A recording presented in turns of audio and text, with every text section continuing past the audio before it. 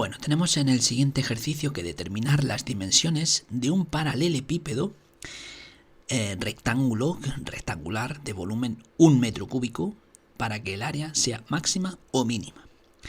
En primer lugar, bueno, pues en los problemas de optimización, decir que tenemos que encontrar la fórmula o la función a optimizar, la función que va a salir a partir de esa fórmula precisamente que he dicho. Entonces vamos a representar gráficamente, vamos a hacer un dibujito para que se quede un poco más claro lo que se diga. Tenemos, por tanto, una figura de la forma, pues la que tenemos ahí, una caja de zapatos o una habitación. En definitiva, pues tenemos la figura en tridimensional donde sus dimensiones son X, Y y Z.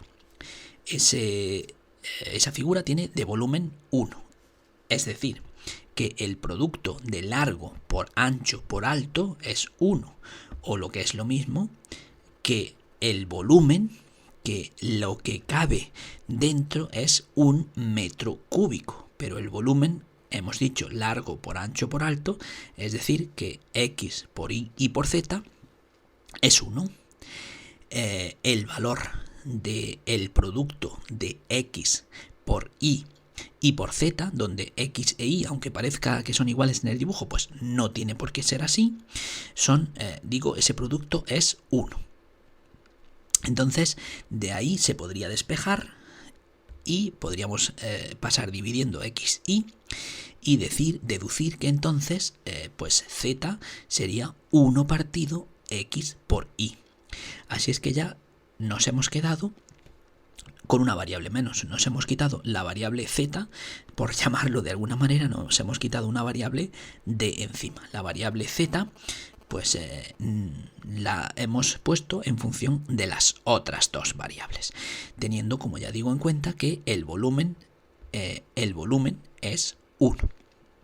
Entonces, vamos ahora a obtener cuál sería el área, cómo se obtendría, cuál sería el área de esa figura. Sería la suma de las áreas de las 6 caras de las que está compuesto ese paralelepípedo.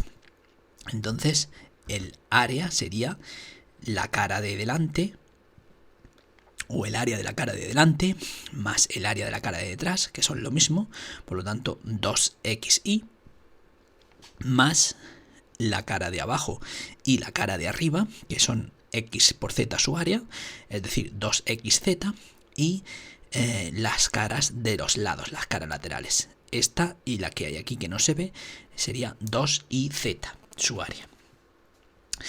Entonces esa sería la fórmula del área, que pues es la que tendríamos que optimizar, que es obtener el área máxima o mínima.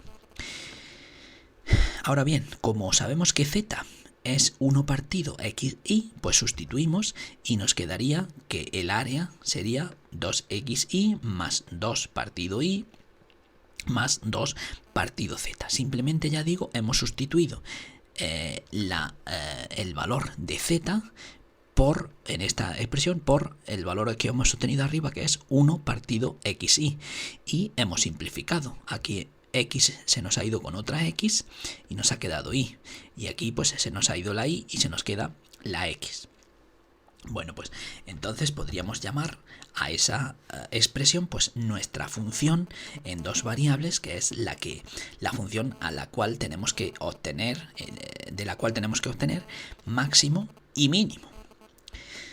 Bueno, pues si recordamos, los valores máximos y mínimos siempre, los valores extremos siempre se obtienen a partir de la primera derivada, o en este caso a partir de las parciales primeras, ya que tenemos dos variables. Esas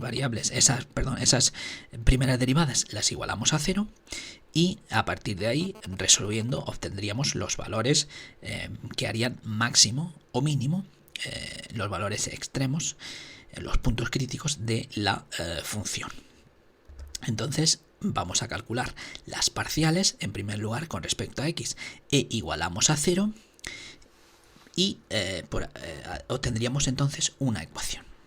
Así es que tenemos que derivar con respecto a x, aquí tenemos 2xy, cuya derivada sería 2y. Con respecto a x, 2 partido y sería constante, y la derivada de 2 partido x es menos 2 partido x cuadrado. Podríamos verlo como la derivada de un cociente. Así es que hemos obtenido una primera ecuación, una primera expresión, igualando a 0 la primera derivada. Haciendo lo propio con la segunda derivada, tendríamos que la parcial con respecto a y, ahora pues 2 partido x sería constante, y la derivada del resto pues sería 2x menos 2 partido y cuadrado. Vemos que tendríamos que cambiar aquí el signo más por el menos. En el cociente pues sería el denominador al cuadrado, y arriba la derivada del numerador, que es 0, por el denominador sin derivar, menos, y por eso es por lo que sale aquí, menos la derivada del de abajo, del denominador, 1 por el numerador sin derivar, que es 2. Entonces, en definitiva, se nos queda menos 2 partido y cuadrado. Bueno, pues en la primera igualdad, en la primera ecuación, podemos simplificar los doses, dividiendo a izquierda y derecha por 2, y nos quedaría que 0 es igual a 2y partido, 2y menos 1 partido x cuadrado. Entonces, de ahí obtendríamos entonces esa primera igualdad, y despejando la y, pues y es igual a 1 partido x cuadrado. Ahora, pues podemos hacer lo mismo en la segunda ecuación, y nos quedaría análogamente, simplificando los doses y luego despejando la x, cada letra a un lado, que x es igual a 1 partido y cuadrado. Cogemos ahora la primera expresión y sustituimos en la segunda, y nos queda, en lugar de poner y, ponemos x cuadrado, o mejor dicho, 1 partido x cuadrado, que es lo que vale y lo que nos quedaría es que x es igual a x a la cuarta. Si resolvemos esa ecuación, pues es fácil, porque pensemos en un número que sea igual a ese número a la cuarta. ¿Qué número es igual a ese número a la cuarta? Bueno, pues sería solamente 0 y 1. Serían las únicas posibilidades, porque menos 1 no me vale. O sea, que sería 0 y 1 las soluciones. Pero si x es 0, entonces pues estamos hablando de un paralelepípedo que pues evidentemente sí sería su área nula, porque x, pero no podemos aceptarlo como solución, porque 1 partido por 0 pues no tiene sentido. Entonces, aquí lo que se entendería es que cuando las tres dimensiones son 0, pues evidentemente que vamos a obtener un mínimo. Pero bueno, esa posibilidad la descartamos, porque bueno, pues no tiene sentido. Se supone que el paralelepípedo tiene alguna dimensión, no son todas 0. Así que la única posibilidad es que x sea 1, y si sustituimos, pues obtenemos que a partir de aquí y es 1 partido por 1, que es 1, y bueno, pues también deduciríamos a partir de esta expresión que z es igual a 1. Así es que el único punto crítico sería el que x e y valen 1, porque cuando x e y valen 0, pues y z también vale 0, pues tendríamos entonces un caso que no tiene sentido, porque el paralelepípedo debe tener alguna dimensión. Así es que la única posibilidad es que x e y por tanto z sean 1. Vamos a calcular la segunda derivada, la matriz hessiana, y las parciales, para ver si se trata de un máximo o de un mínimo. Ese caso en el que x e y valen 1. Calculamos las parciales segundas a partir de las parciales primeras que tenemos aquí. Parcial segunda de la función con respecto a x dos veces, parcial segunda con respecto a x y a y, y parcial segunda con respecto a y y a x y con respecto a y dos veces. Entonces obtendríamos, si calculamos de manera sencilla, sería muy sencillo, esas derivadas, pues obtendríamos con respecto a x dos veces 4 partido x cubo, con respecto a x y luego vuelto a derivar con respecto a y, pues sería 2. Esta con respecto a y nuevamente sería, con respecto a x nuevamente sería 2, y con respecto a y sería 4 partido y al cubo. Esa expresión, si particularizamos al caso en concreto en el cual x e y vale 1, obtendríamos la matriz hesiana o el determinante hesiano, que ahí aparece simplemente sustituyendo x e y por 1, que son los valores obtenidos para el posible punto crítico. Entonces vemos que la matriz o el determinante obtenido para el primer valor, h sub 1, que sería el determinante correspondiente al primer elemento, es decir, ese propio elemento, es 4, que es positivo.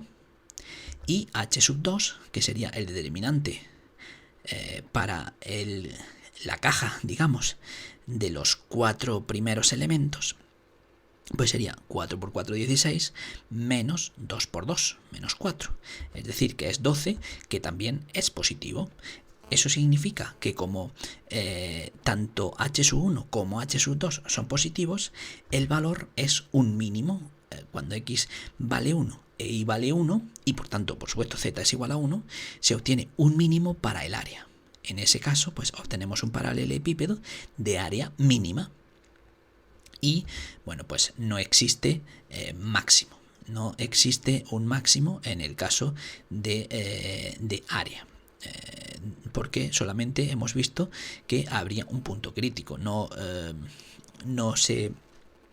cabría la posibilidad de que hubiera máximo, porque cuando nosotros tenemos x e y muy pequeños, pues z es infinitamente grande. Así es que el área pues nunca, digamos, tendría un máximo, no existiría ese máximo. Así es que, en definitiva, el mínimo sería cuando x, y z valen 1, es decir, tendríamos un cubo de lado 1 metro, y el volumen sería de 1 metro cúbico, que siempre lo tiene que ser. El área sería entonces mínima y pues no existiría ningún caso de área máxima. Siempre podríamos encontrar un cubo con área mayor de otro dado.